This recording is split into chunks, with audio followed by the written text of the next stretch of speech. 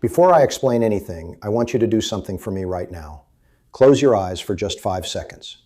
Take one slow breath in, hold it, and notice, when you exhale, whether your body feels genuinely rested, whether it feels ready, or whether, even sitting here, there is already a kind of heaviness in your shoulders, a weight behind your eyes, a sensation that sleep never quite finished the job. You can open your eyes now. If what you felt was not rest, if what you felt was that familiar drag that has been following you from the moment you wake up, I need you to stay with me for the next few minutes. Because what I am going to explain today is not what most people expect to hear.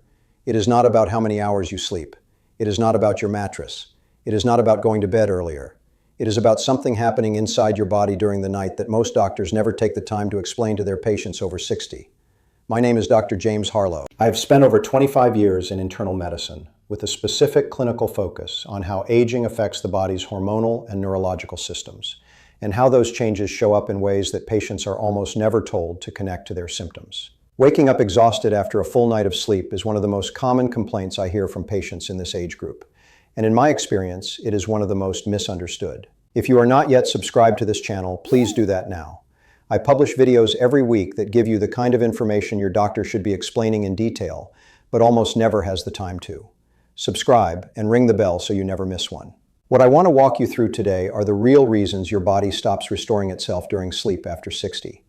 There are several mechanisms at work, and most of them have nothing to do with how long you are in bed. They have to do with what your body is actually doing, or failing to do, during those hours. We are going to go through each one, and by the end, I am going to give you a specific protocol, things you can start doing this week, that address the root of this problem. Let us start with reason number 5. Reason number 5 is what happens to your deep sleep as you age. There are several stages of sleep. The stage that matters most for physical restoration is called slow-wave sleep, or deep sleep. This is the stage during which your body releases growth hormone, repairs cellular damage, consolidates muscle tissue, and essentially performs the maintenance that keeps your systems running. A 20-year-old spends roughly 20% of their night in this deep sleep stage. By the time you reach 60, that number has dropped to somewhere between 5 and 8%. A study published in the journal Sleep Medicine Reviews tracked sleep architecture across age groups and found that the reduction in slow-wave sleep begins accelerating significantly after the age of 50. And by 65, most adults are getting a fraction of the restorative deep sleep they need to feel genuinely rested. This is not insomnia. You may fall asleep without difficulty. You may sleep 8 hours.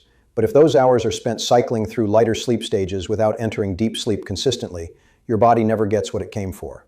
You wake up as if you barely rested because biologically, you barely did. Reason number 4 is cortisol dysregulation. Cortisol is a hormone produced by your adrenal glands. In a healthy circadian rhythm, cortisol follows a very specific pattern. It is at its lowest point in the middle of the night, which allows your body to rest, and it rises sharply in the early morning hours to wake you up and prepare you for the day. This is called the cortisol awakening response. In younger adults, this pattern is crisp and pronounced. But a series of studies, including one published in the Journal of Clinical Endocrinology and Metabolism, tracking adults between 60 and 90, found that this rhythm flattens significantly with age. The nighttime low is not as low as it should be, and the morning peak is blunted. What this means in practical terms is that your body is producing cortisol at night when it should be at rest, and not producing enough in the morning to give you that sense of alertness and readiness. You wake up feeling not just tired, but somehow dense, like your body is resistant to the day.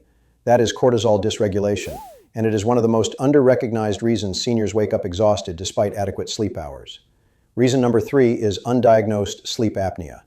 I want to be direct about this one because I see it consistently undertreated in patients over 60. Sleep apnea is a condition in which your airway partially or fully collapses during sleep, causing you to briefly stop breathing, sometimes hundreds of times per night, which forces your brain to activate, pull you out of deep sleep, and restart breathing. Most people with sleep apnea do not know they have it because they do not fully wake up during these episodes. They simply fail to reach deep sleep. They stop breathing. The brain fires. The cycle repeats. A comprehensive analysis published in The Lancet examining sleep apnea prevalence across age groups found that nearly 1 in 3 adults over 60 has moderate to severe sleep apnea, and the majority have never been diagnosed. The single most common complaint of these patients is not snoring, not gasping. It is waking up exhausted no matter how long they sleep. If this description resonates with you, I want you to write down 3 words: sleep study referral. That is what I would tell a patient sitting in my office. A proper overnight sleep study is the only way to diagnose this accurately, and effective treatment can transform the quality of your sleep within the first week. Reason number 2 is thyroid dysfunction. The thyroid is a small gland at the base of your neck, and it regulates the metabolic rate of nearly every cell in your body. When the thyroid is underperforming, a condition called hypothyroidism, everything slows down. Energy production at the cellular level decreases. Your muscles feel heavier, your thinking feels slower, and your sleep loses its restorative quality. Here's what makes this particularly relevant for this age group. Hypothyroidism is significantly more common after 60, and it is notorious for developing slowly and subtly. The American Thyroid Association estimates that up to 20% of women over 60 have some degree of hypothyroidism, and a substantial portion are either undiagnosed or inadequately treated. A 2023 clinical review in Thyroid International found that the most frequent presenting complaint in newly diagnosed hypothyroid patients over 60 was not weight gain, not cold sensitivity, it was unexplained, persistent fatigue that did not improve with rest. If you have had your thyroid checked but not recently, it is worth checking again. Thyroid function can change gradually over years, and a TSH test that was normal 3 years ago may tell a different story today. Reason number 1, the most important, and the one most frequently overlooked, is chronic low-grade inflammation. I want you to think of inflammation not as swelling or pain, but as a baseline state your body can enter where the immune system is in constant, low-level activation. This is called inflammaging, the intersection of inflammation and aging, and it is now one of the most studied areas in geriatric medicine. When your body is in a chronically inflamed state, your immune system is doing work around the clock. That work consumes energy. It generates cellular byproducts.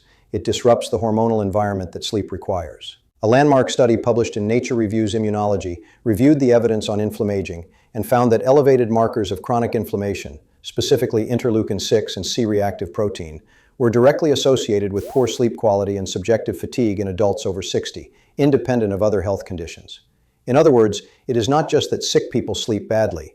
It is that the inflammatory process itself degrades sleep quality and creates the kind of persistent, treatment-resistant exhaustion that does not respond to more hours in bed. This is the root. And the good news is that it is modifiable. I want to pause here.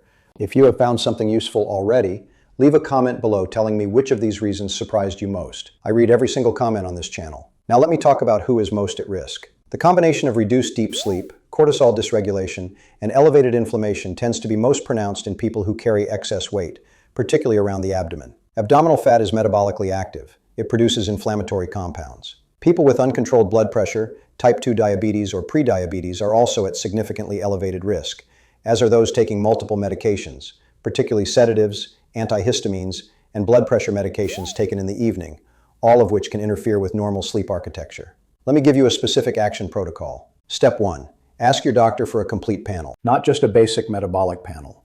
A thyroid panel including TSH and free T4, a C-reactive protein, and interleukin-6 test for inflammation markers, a testosterone level if you are male, and an estrogen panel if you are female. Hormonal decline in both sexes accelerates after 60 and directly affects sleep quality in ways that are treatable.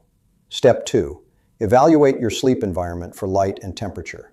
Deep sleep is most easily achieved in a room that is cool, between 65 and 68 degrees Fahrenheit, and completely dark. Even small amounts of ambient light suppress melatonin production.